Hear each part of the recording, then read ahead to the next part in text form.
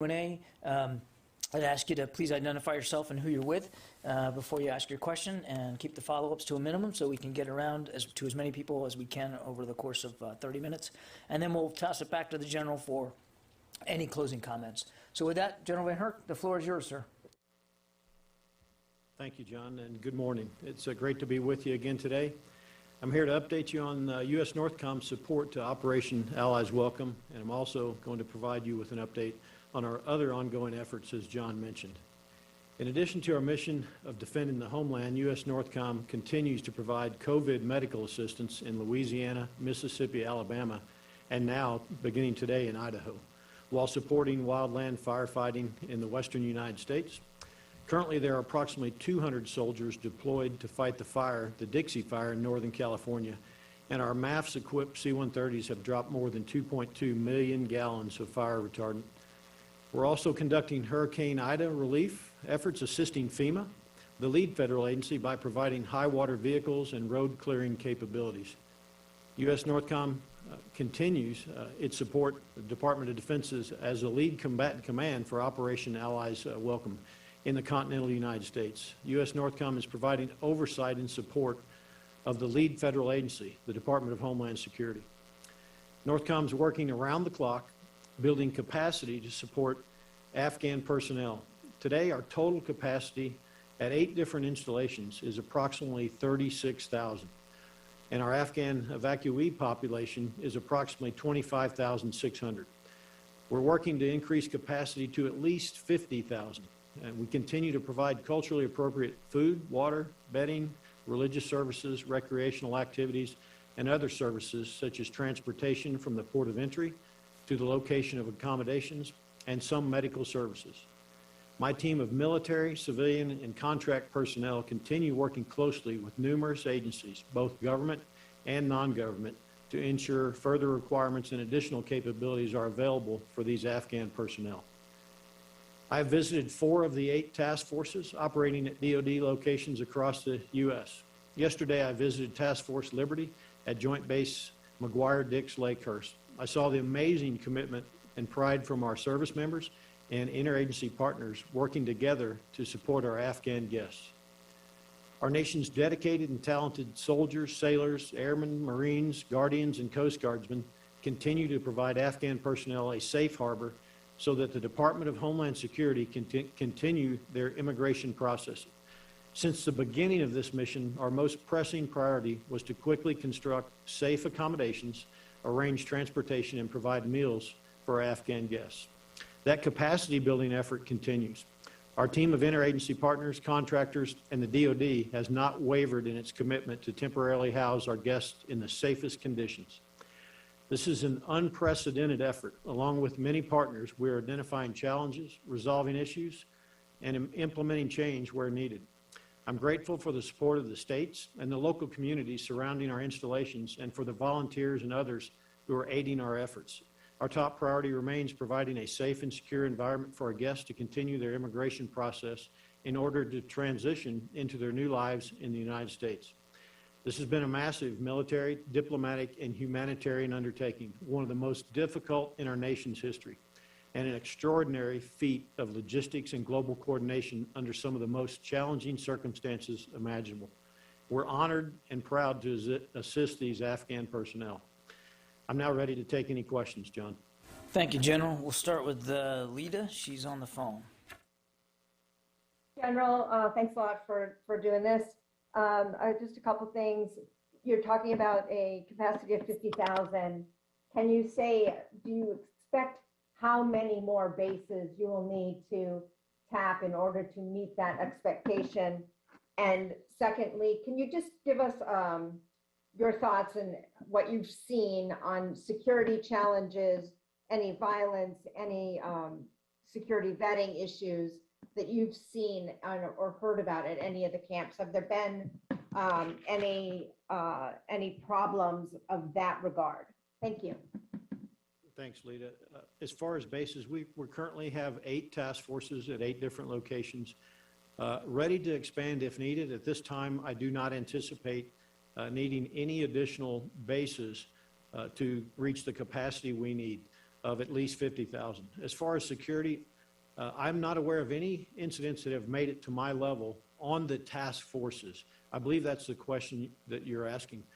I would tell you that we're partnering with not only our military folks, but our federal law enforcement and other agencies to ensure a safe and secure environment for the Afghans. We're also working closely with Afghans to put a command and control construct in place. Yesterday at Fort Dix at McGuire-Dix Lakehurst Task Force Liberty, I was very impressed to see that we've put a mayor's cell in place where we have military officers and Afghan counterparts in the village, if you will, working together to solve the issues that you're talking about. But no security issues have risen to my level.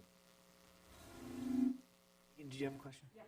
Hi, General Van Herk. It's Megan Myers from Military Times. I wanted to ask how many Afghans NORTHCOM has received, how many have been resettled and moved off of installations, and about how long that process is taking and which final processes are taking place on bases here. Okay, Megan. So more than 25,600 are currently with United States NORTHCOM task forces. As far as how long and how many have processed through, it's more than 800 at Task Force Eagle at Fort Lee.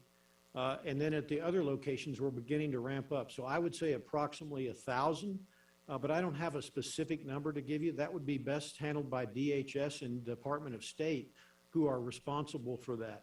As far as the duration, again, that's really DHS and Department of State.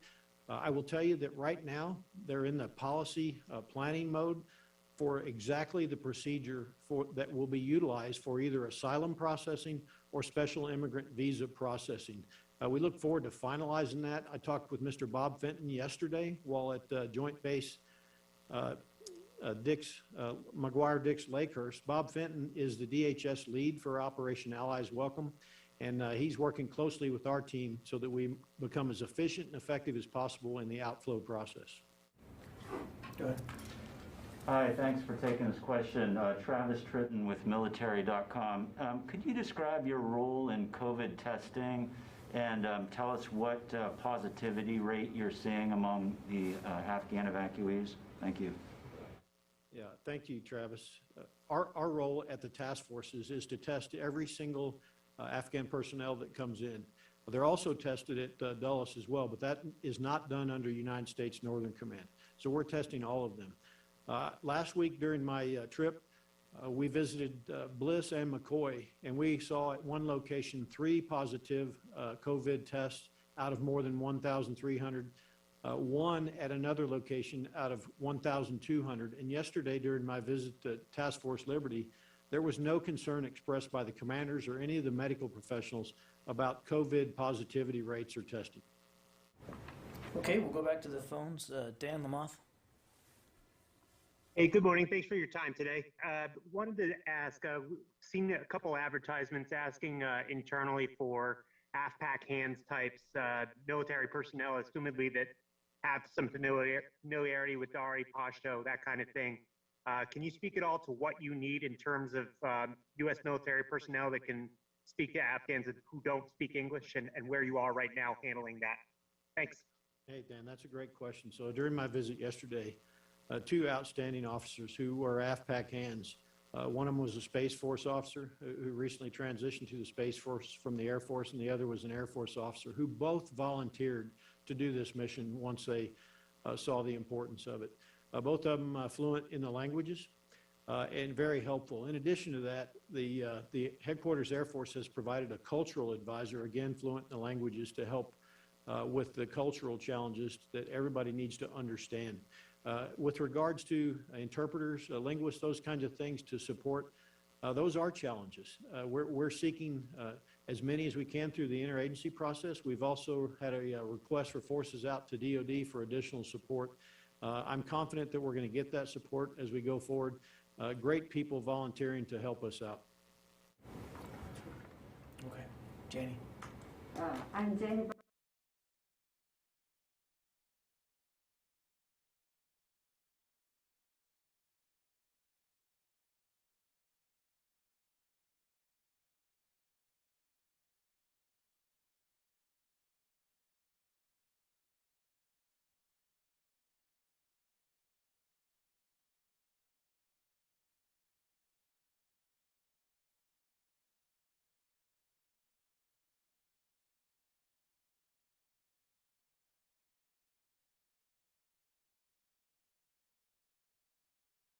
States Northern Command and NORAD stand ready to provide our mission capabilities. For NORAD, that's threat warning and attack assessment. For NORTHCOM, ballistic missile defense capability.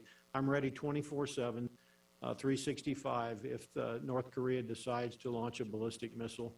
I'm confident in our capabilities. I'm aware of the report that you're talking about. That does not change my posture. We continue to be ready to respond should North Korea elect to launch a missile. Thank you. Barb? General Van Herk, a couple of follow-ups. You talked about this mayor's cell. Can you tell us a little bit more? Is this something that's going to happen at all the other sites? How are you trying to give Afghans more of a voice in their conditions right now?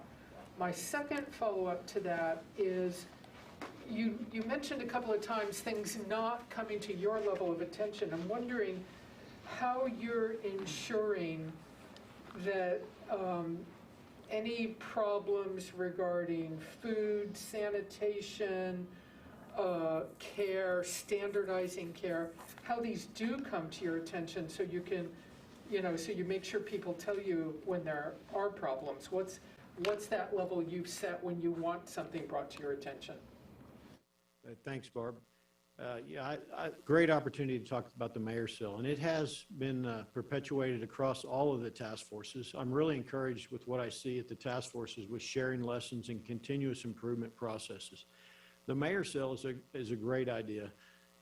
We take our military leaders, we put them into the mayor's cell. They're responsible for a specific location, maybe a few dorms, a dorm or two, and they have a counterpart on the Afghan side that would essentially be their equal, if you will, in rank. This is great because not only does it allow the Afghans to express their concerns or challenges or where they need resources or help, it allows us to also communicate with them through the same process, and they can perpetuate that information across the entire task force and across all of the Afghan population. So for example, the second part of your question, where you may have concerns such as sanitization or something like that, this is a great venue and a method to be able to express that. We have cultural differences, and those are things that we're working on, educating both the Afghans and our people on the challenges that we face from a cultural perspective, and understanding that we each understand each person's perspective. And so this process of the mayor's cell has been very, very influential in helping us get after that. With regards to information that flows to my level, Barb, there are things called commanders' critical information requirements. And I lay those out specifically on things that I want to be notified about. And then I empower the commanders that work for me from multiple levels all the way down to the lowest level to when they deem necessary that something's going to get attention, that they are going to contact me. I'm very confident that if there was an incident of serious nature, that I would be in the loop at this point. And so when I say I haven't been made aware of any, I'm confident that we're in a good position there. I can't tell you there hasn't been any incidents at all, but they haven't been serious enough to be addressed at my level. Can I just follow up? Just to make sure I understand, nothing has been reported to you, correct me if I'm wrong, and I am still wondering, there have been sporadic reports, I grant absolutely sporadic, of problems of sanitation and food and that sort of thing. Is there anything that you may be just hearing about in your travels around that they're doing to ensure there's a standardized process so at all these bases where so many people are located, the local commanders have some standardization and know what they need to look for? But nothing is, I just want to make sure, nothing has come to your level? Barb, nothing has come to my level to address. I'm aware of the sanitization issues you talk about, a text that was posted on social media on August 29th. I believe that text was referring to some conditions at Donna Anna at Fort Bliss, Task Force Bliss. The reason I became aware was through that text process that allowed me to become aware. The mayor's cell process that we were just talking about has been influential in helping educate and understand the expectations for our visitors, helping understand for our contractors who provide a lot of the sanitization support as well. And so we continue to improve. Now, Barb, I would tell you, I'm building 8 small cities, okay? We're gonna have challenges, just like you do across the nation in various locations. And so I'm comfortable and confident that we have processes in place to continue to address any of these challenges moving forward. And so I look forward to showing you at some point in the future when we can. I think you'll be incredibly impressed with what we're doing. Sylvie? Hello, General Sylvie Lantom from AFP. We heard reports about children separated from their families during the evacuation. Do you have any case of children traveling alone, and how do you deal with them? Thank you. Great question. So we've had a couple of unaccompanied children arrive at our task forces. They're immediately identified, and Health and Human Services is the lead agency to take responsibility for any unaccompanied children. In each case, they have quickly adapted and take responsibility for those children. Each of their personnel are certified, trained, very experienced to handle these cases. We do not retain responsibility for those, but we do identify them and pass them on to Health and Human Services. Where do they go? I would defer to Health and Human Services for that. Health and Human Services, I believe, has facilities in Washington, D.C., near Dulles, where they're currently housing any unaccompanied children. What I've seen is they're incredibly fast in trying to work to identify where the families are and get them reunited with their families. Do you have a number? I do not. Health and Human Services is the POC, and I'd refer you to them. Let me get back to the phones. Jack Detch, Foreign Policy. Hey, thanks for doing this, General. I'm curious if you have an outlay or a ballpark figure of how much it's going to cost to house Afghan refugees at U.S. bases. Thanks. I don't have that figure. I would refer you for DOD purposes, to OSD and the comptroller, but more broadly, probably to the lead federal agency. Apologize, I don't have that data. Okay, no problem. John, if you could take that, that'd be great. Jack, I will take it. I suspect that we don't have a firm estimate right now, as we are really just in the middle of this operation. But Jack, that's a fair question. We'll see what kind of context in terms of costs we can get to you. Thanks. Yes, ma'am. General, I'm wondering if Christina Anderson, AWPS News, I'm wondering if you have at this early stage demographics among the task force groups, these tiny cities, and in particular about children with schools starting here in the U.S. What kinds of organizational things are happening to try to make sure that children continue their education, and anyone who's ready for university is able to kind of plug into that? Thank you. Thanks, Christina. First, I'll have to defer you to the lead for that as far as demographics. I think I talked a little bit about that last time. You know, we're seeing close to 50-50 male-female with a large percentage of children, but I don't have the specifics.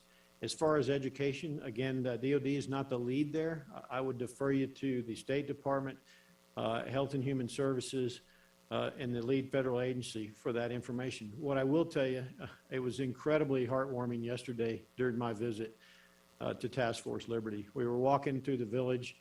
There's hundreds of kids out. They have coloring books, they have toys, they're with their families, they're with their friends, they're playing, hundreds of them playing soccer, and I even got to watch a congressman play hopscotch with a young female Afghan person that was there, and her heart was warmed, and she smiled continuously. So it's not like they're not doing anything. They're staying incredibly busy. Thank you. Louis. General, it's Louis Martinez with ABC News. It seems like the population has quadrupled since you were with us last week in terms of the people that you had at these facilities. And I know that at Fort Lee, it was initially for people who were in the SIV pipeline, so they were going through rather quickly.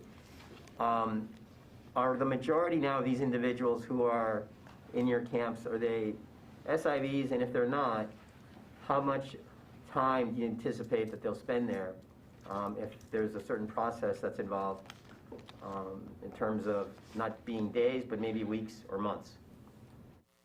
Hey, thanks, Louis.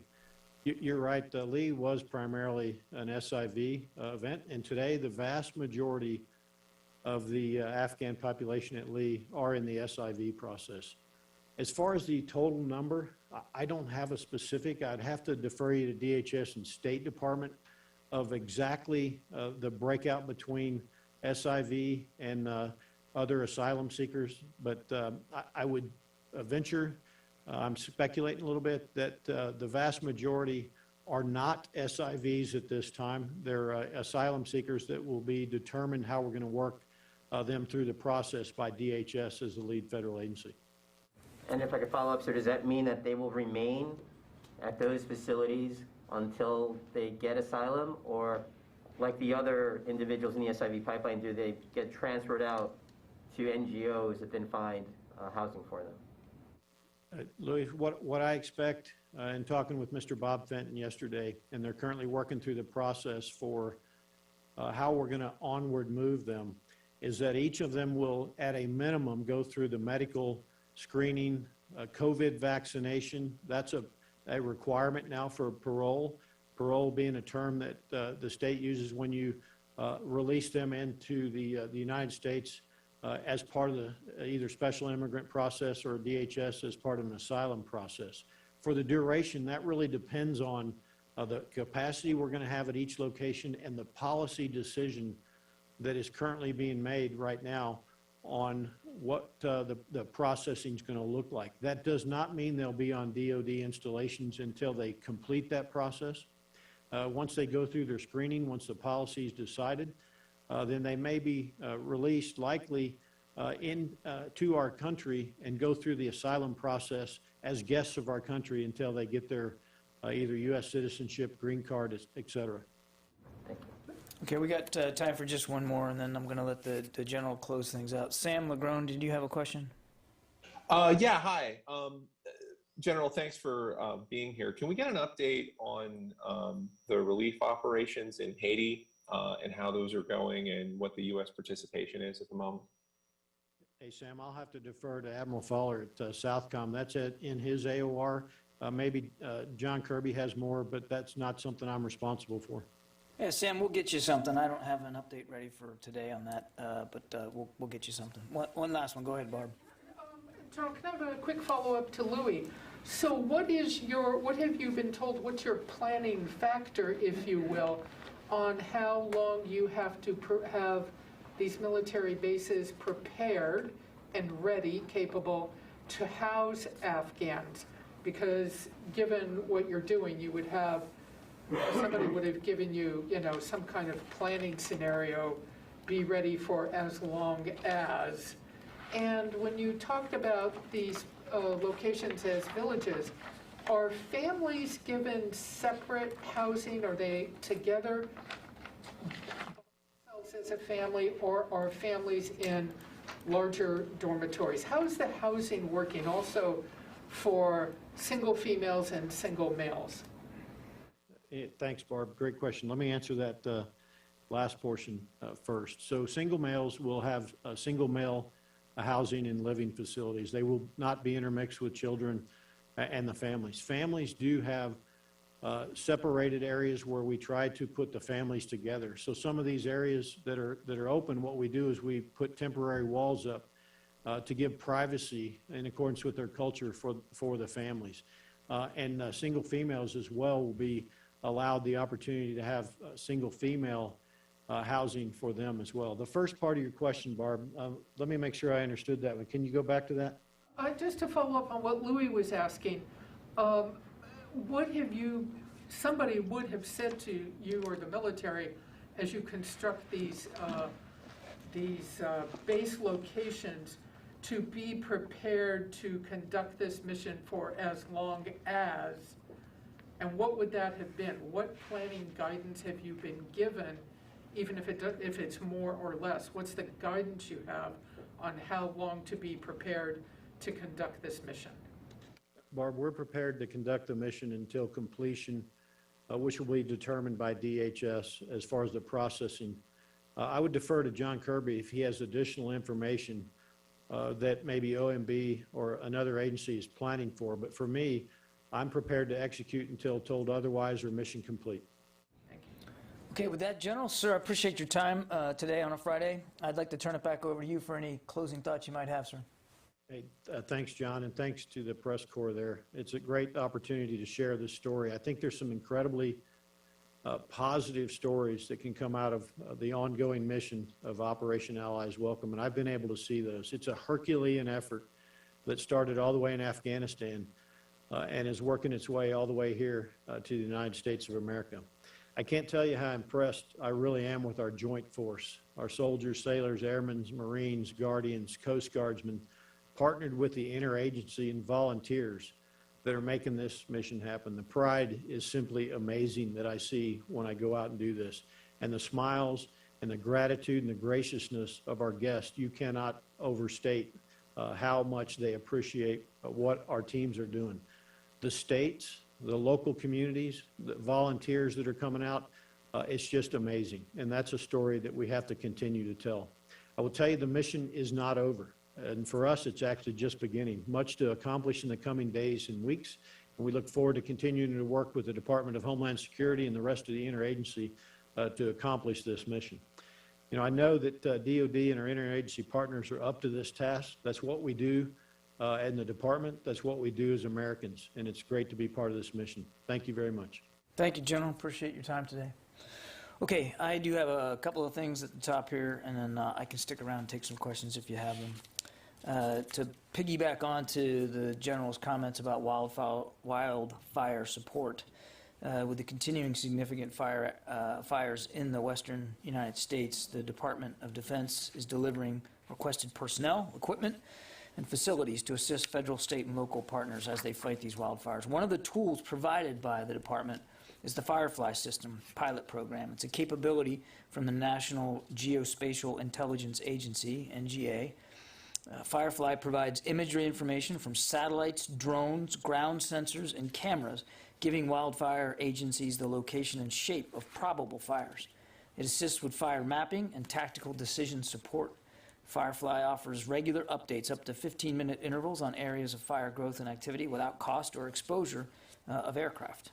Recognizing the continuing value of this pilot program, the department recently approved an extension of Firefly support through September of 2022. This extension will provide time for the National Interagency Fire Center, in consultation with the Department of Defense, to develop a viable long-term solution for future funding and operation of Firefly. Finally, I think you heard the Secretary mention the other day that he'll be going to the Gulf region here next week. We depart on Sunday, September 5th, to visit Qatar, Bahrain, Kuwait, and the Kingdom of Saudi Arabia. Throughout this trip, the Secretary will be meeting with regional partners and military leaders as well, U.S. military leaders as well, to thank them for their cooperation with the United States as we evacuated Americans, Afghans, and citizens from other nations from Afghanistan. He will, of course, reaffirm our strong defense relationships in the region, and again, thank them for their superb support. He'll have a chance to talk to U.S. service members and other government personnel, including our diplomat colleagues, to thank them for, again, the skill and professionalism with which they have conducted and continue to conduct this onward movement of people. So, with that, I can take some questions. Travis? John, I wanted to piggyback on the previous questions on what the General said about the length of time that they may be housing the Afghans.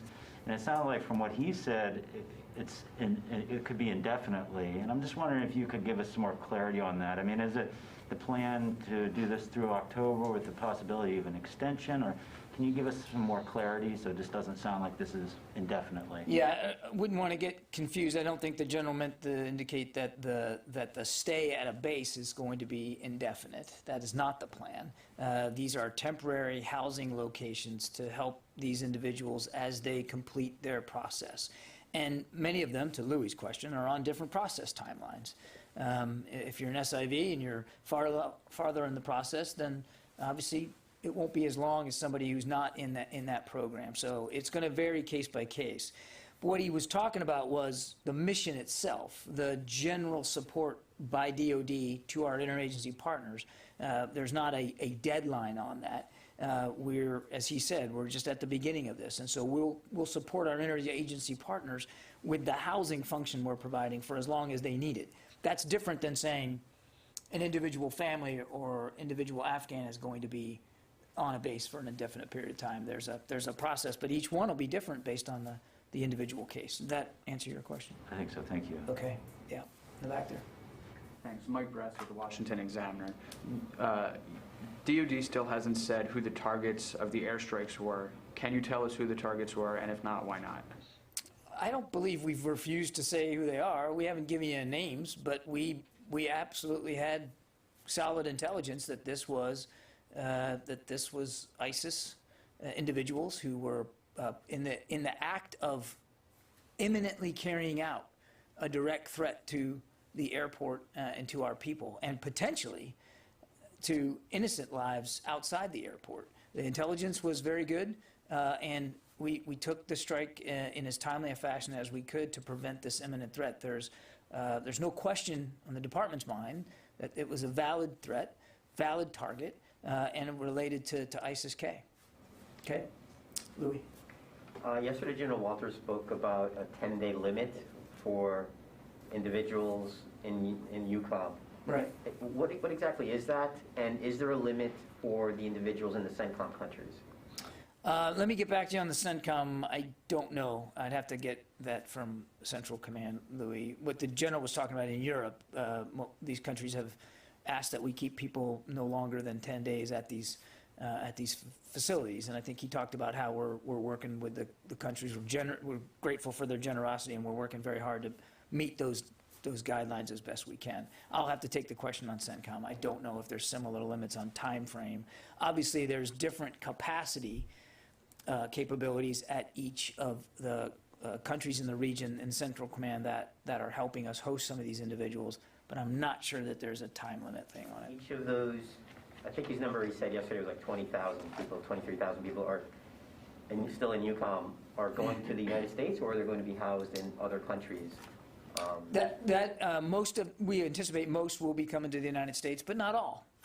And that's again, to some degree, that'll be determined by the individual family members and you know, the people that left Afghanistan. We can't assume that each and every single one of them want the United States to be their final destination. So if that clock holds, I mean, I think it's by next Wednesday, you would have to have all of those individuals back to the United States. Well, or not at the bases where they're at right now. Not necessarily all back to the United States. And again, the general's better to talk to that. I think he talked about that yesterday. Yeah. Thank you. Two different questions. First, the secretary said in the past that Indo-Pacific is a priority theater in the face of the pacing threat of China. Does he still stand by his earlier statement now that the Taliban took over Afghanistan and the threat of terrorism could increase in the near future? The Secretary still intends to prioritize the Indo-Pacific region. Absolutely, nothing's changed about that.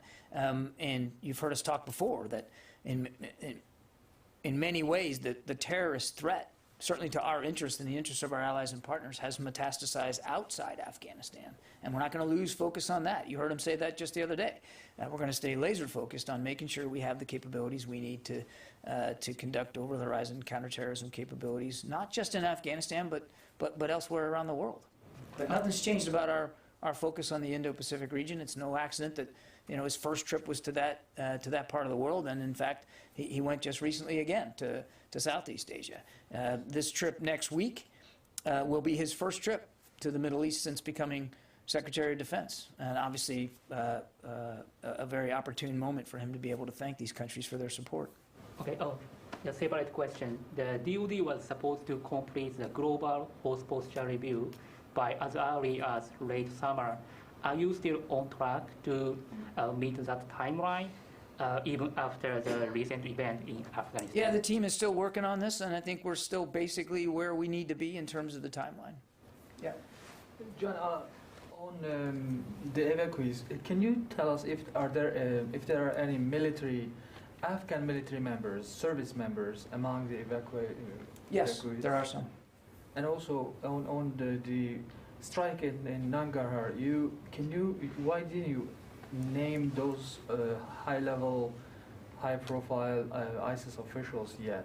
You don't have the names. You just. We know who they are. I think at the time we didn't release the names because we were being we were in the middle of a very fluid threat environment. Let me see if if that's information that can be provided now. I don't know.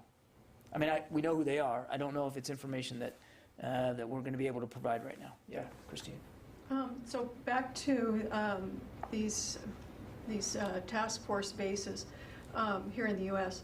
On the longer-term stays, will there be plans to include among the activities for the children educational types of activities, beginning English, some of those kinds of things perhaps? I don't know how long the stay would be, but it seems to me that, just having them play day by day is a good thing, but, some educational activity wouldn't. I would refer you to HHS. That's really their role. Again, I think it's, to remind, our job is to provide temporary housing space, food, water, sustenance, shelter, religious accommodations, obviously, to make these individuals as comfortable as possible while they go through this process. But you're asking, those kinds of questions are better put to HHS and not the Department of Defense. Courtney? Yeah, I just want to, now that there is a little bit of time that the U.S. has been out, is there more clarity on what the CT strikes, like who could be targeted under the CT strikes? Obviously ISIS-K, we've heard about that. I'm assuming Al-Qaeda. What about Haqqani? Are they a legitimate target that the U.S. will be, could potentially be targeting with counter-terror strikes in Afghanistan going forward? Yeah, I don't want to hypothesize about potential future operations, Courtney. What I will tell you is that we maintain the capability and the responsibility to conduct counterterrorism strikes that we believe are in the best interest of the United States of America and the American people that we defend. And I think I'd just leave it at that. So, because there is at least one Haqqani leader, Siraj Haqqani, who there's a $5 million, what's the term, against him by the FBI. The FBI have offered $5 million for information about him. So, theoretically, he's wanted in the United States. Would he be a legitimate counter-terror target for U.S. military there? We will conduct counterterrorism operations that we believe are in the interest of protecting our interests and the American people, and when there is, the credible threat that needs to be dealt with. And I don't want to speculate about each and every possible circumstance or each and every possible target. I think you can understand why we wouldn't want to do that right now. And then one more on that. How, now that there's no U.S. military presence there, who has the authority? So does that have to, every single time that now General McKenzie has a potential target, does he have to get permission from the White House or from Secretary of Defense to conduct strikes in Afghanistan going forward? And then I know I've asked this before, but I'll ask it again just to see if there's more clarity. Now that the Taliban are running the government in Afghanistan, will the U.S. go to them in advance of strikes, not for necessarily approval, but as coordination or? Yeah, I think both the Secretary and the Chairman talked about this just the other day. They didn't, they didn't want to leave anybody with the notion that we were somehow going to be in some long-term, enduring, manufactured cooperation agreement with the Taliban. But to your last question, I mean, each case is going to be dealt with specifically to that case, and that includes, issues of authorities. Obviously, General McKenzie has authorities to conduct counterterrorism operations inside his area of responsibility, and we leave it to him and his good judgment to determine how much beyond his own authorities does he want to act or consult. But every case is going to be dealt with differently. So I think the Secretary and the Chairman laid it out pretty clear. We're not, nobody's trying to ink some sort of military cooperation agreement with the Taliban. They wouldn't rule out that there might be occasions when there might need to be some informational component there with the Taliban going forward. I don't, we shouldn't get lost. Nothing should be lost about the fact that we have a robust over-the-horizon counterterrorism capability. We're going to try to make it more robust. We're still in discussions with partner nations about being able to make it more robust. And we're going to continue to explore options. Again, it's about defending our interests and our people and the American homeland, and making sure that places like Afghanistan can't become a place where that kind of a threat, like what happened on 9/11, can happen again. Barbara. I want to clarify something you just said to Courtney, please. I think I heard you correctly. You said you leave it to General McKenzie to decide when he needs to consult. Right. I know there is a fascination here about, no, Barb, wait, hang on just a second. There's fascination here over authorities. And the cases when a commander can do something on his or her own, or they have to float it up the chain of command. I am not going to get into a detailed discussion today about authorities for strikes that haven't happened yet, and for operations that aren't planned and aren't on the calendar yet. With a whole, hang on, please. The whole national security team is involved in monitoring the threat streams and the intelligence. And there is, in many cases, frequent dialogue across the chain of command about taking the appropriate action. And the interest in authorities is interesting. It's not necessarily relevant to the overall mission, which is to prevent our nation from being attacked again. So my question actually is, well, that's a very good explanation. My question is, you said, if I am repeating this accurately, it is up to General McKenzie to decide when he needs to consult. I'm wondering, given everything, maybe I just misunderstood you. There are processes and procedures. A four-star, one in charge of operations in a particular part of the world, it wouldn't just be left up to him to decide whether he thinks he needs to tell the president or the White House or the secretary or the chairman. I'm not trying to ask about hypotheticals. I'm just trying to ask, is that really the case that General McKenzie gets to decide? Or did I misunderstand you? There will be, he has authorities, Barb, and there will be times when he'll be able to act on those authorities. There will be other occasions, potentially, where there'll need to be a broader discussion about the intelligence we're seeing and about the capabilities we can bring to bear to deal with that particular threat. And General McKenzie, I'll have to go back and look at exactly what I said, but General McKenzie understands how to do this, and as do all the other combatant commanders, quite frankly. It's not just Central Command. Other geographic combatant commands are dealing with terrorist threats, Africa and even in the Indo-Pacific. They understand the authorities that they have, and they also understand that even within those authorities, there might be times when a broader discussion is warranted. And I think, again, it's not a useful exercise to go through the authorities on each and every possible strike. What matters is that the American people know, A, we have the capability, and we're going to keep the capability, and we're going to try to make it more robust, and B, we're not going to lose sight on the threat going forward. And it's difficult for me on the 3rd of September to tell you exactly what that threat's going to look like in any part of the world on any particular day, except to say that our combatant commanders know the authorities they have, they know the responsibilities they have, and they will act accordingly. I think the reason that I'm glad that the combatant commanders know their authorities. I would be troubled if they didn't. But I think the reason that we're asking here is because now the situation has changed. There's been 20 years that we've been covering this war, and now the situation on the ground has changed. There's no military there, and it's not.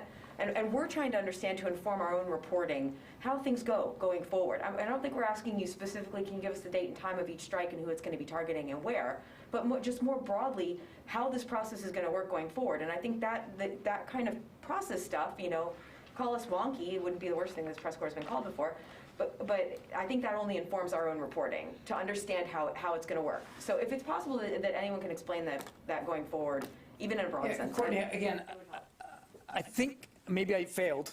Perhaps I utterly failed here to try to explain it going forward. Not to your face. But I just don't think it's a useful exercise to talk about every authority process for every potential strike we're going to take. Just rest assured that our combatant commanders have the authorities they need. And if there's a need to have a broader discussion inside the national security team about a potential target, we'll do that. It is not uncommon that hasn't happened in the past, and I suspect that that'll happen in the future. But you're right, the situation is different. And that's exactly the point I guess I'm trying to make, is that because the situation is different, these will be taken almost on an individual basis. Can I have a follow-up? Yeah, sure. Could you talk a little bit about the urgency of the opportunity in a strike? Is that a factor in this too sometimes? Time and urgency is always a factor when you're getting ready to take a strike, particularly against a legitimate terrorist threat. Okay, I got to go. Yeah, go ahead. What is the U.S. final destination of the military mission against the terrorists? U.S. will fighting forever to Taliban, ISK, or another terrorist? What? Do you have any destination for the final destination? A destination? Yes, final destination of the U.S. Final destination of the U.S. when it comes to terrorist threats? I mean, I think it's been pretty clear. We want to make sure that we can avoid, prevent, stop a terrorist threat from endangering the lives of the American people, like it happened nearly 20 years ago. And that was why we went to Afghanistan, and it was still the goal. It is still the goal, not just in Afghanistan, but elsewhere around the world, to eliminate those kinds of threats to our interests and to our people, to our allies and partners from legitimate terrorist activity, which, again, as I said, has metastasized away from Afghanistan in recent years, to North Africa, into other places of the Middle East. And so we're not going to lose sight on that. We're just not going to lose sight on that. The Secretary's #1 priority, if you go back and look at his message to the force when he took over, is defend the nation. There's a lot you wrap into defend the nation, a lot. Part of it is the existent terrorist threat and the future terrorist threat, and making sure that we're not losing focus on that. All right, Okay? thank you. Thank you.